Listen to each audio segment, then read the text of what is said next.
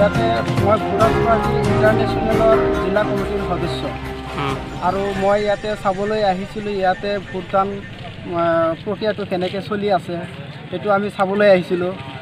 তাৰপিছত চাওঁ যে ভিতৰত কিছুমান এজেণ্টবিলাকে তেওঁলোকে নিজে লৈ কিনে হাত দবাই দি আছে, দেখাই আছে।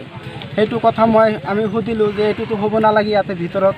পুলিং এজেণ্টবিলাকক ক'লোঁ, তেখেতে ক'লে যে নাই এনেকুৱা হোৱা নাই বুলি। মই নিজে চকুৰে দেখা পালোঁ আৰু এওঁলোককো দেখালোঁ, ওচৰত আমাৰ সাক্ষীবিলাক আছে, এওঁলোকে আমাৰ বাইদেউ আছে ইয়াতে এজেণ্ট। সেই এজনজনেও তাৰমানে কোৱাৰ কাৰণেহে আমি তাতে চাবলৈ গৈছোঁ যে ইয়াতে 2 নম্বৰী চলি আছে বুলি। দলৰ এজেণ্ট কৰিছিল আমাৰ যিজন এজেণ্ট ৰাখিছোঁ তেখেতৰ নাম হৈছে অনুমা বাইদেউ, অনুমা খাতুন। তেখেতে কোৱাৰ কাৰণে আমি চাবলৈ গ'লোঁ। চোৱাৰ পিছত আমি ধৰিলোঁ যে এইটো এনেকুৱাতো ভিতৰত কৈ দিব নালাগে, গণতন্ত্ৰ হয় এইটো, যাৰ নিজৰ ইচ্ছামতে ভোট দিব।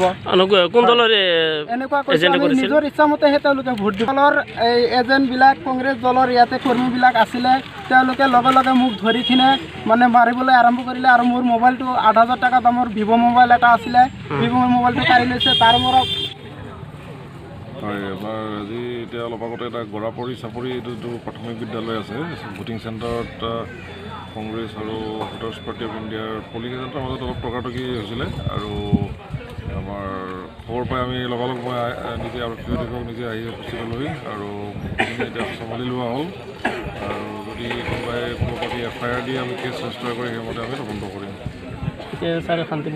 এতিয়া শান্তিপূৰ্ণভাৱে চলি আছে, এইটো কোনো প্ৰব্লেম নাই এতিয়া। আজি ছাৰ, আজি আমাৰ মানুহবিলাক ৰাতিপুৱা 7টাতে আমি 6টাত আহি কিনে ইয়াত উপস্থিত হৈছে, কিন্তু যেতিয়া আমাৰ ভোটিং যেতিয়া আৰম্ভ হ'ল তেতিয়া আমাৰ মিছিলটো নষ্ট হৈ গ'ল। মানে ভোটিং দিলে ভোটিং নহয়, সেইটোৰ পৰা আৰম্ভ হ'ল। আমাৰ এইটো মানে 7টাৰ পৰা মানে আৰম্ভ হৈছে এনেকুৱা। আৰু এইটো আমি মানে যে আমাৰ এইটো চৰকাৰৰ নেগলিজেঞ্চি, এইটো যিমানখিনি ডিপাৰ্টমেণ্ট আছে সিহঁতৰ এইটো নেগলিজেঞ্চি। ইয়াত নিশ্চয় চৰকাৰৰ কিবা এটা মানে ইয়াত সিহঁতৰ কিবা ষড়যন্ত্ৰ আছে।